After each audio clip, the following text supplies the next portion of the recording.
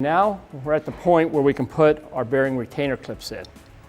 This simple clip held on with a 1/4 inch cap screw, tightened with a 7/16 wrench, is what keeps the slider blocks from coming out the top of your beam.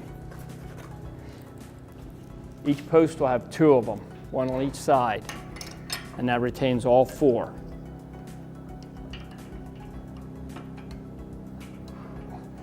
The bottom, the retainer, is welded in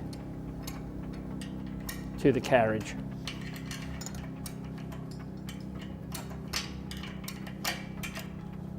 This is just a 1/4 inch cap screw, so a good snug fit is all you need.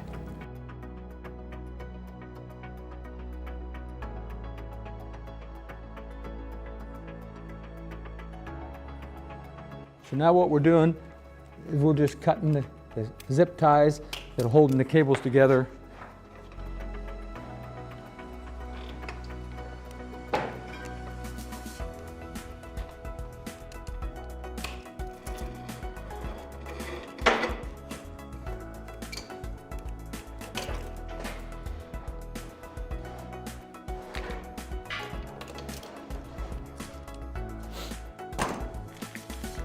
Okay, once you've cut all the zip ties off of the cables, they're just going to kind of flop in space of where they need to be. You got this one dropped off here, that one's dropped on that side.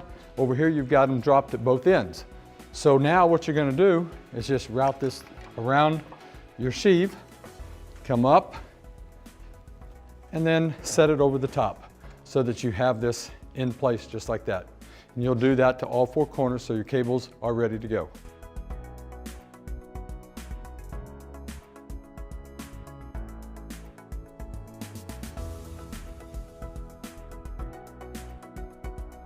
Okay, now we're going to install our secondary lock pulley lever.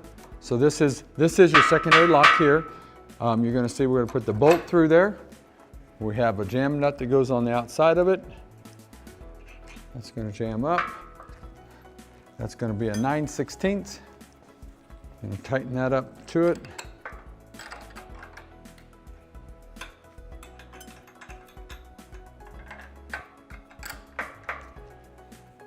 Just like so. This sits here, and then we got to insert a couple of springs so that it has the kickback on it. And so take the spring, put it on there just like this.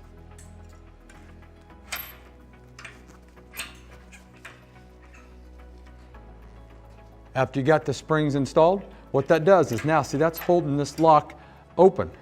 But when our cable gets here and the cable gets tight, then this is going to open up that lock, so now it's free. So if you ever had a cable failure, then the cable gets loose, that flies back, and that secondary lock would then go into the cutout and keep this from dropping to the floor.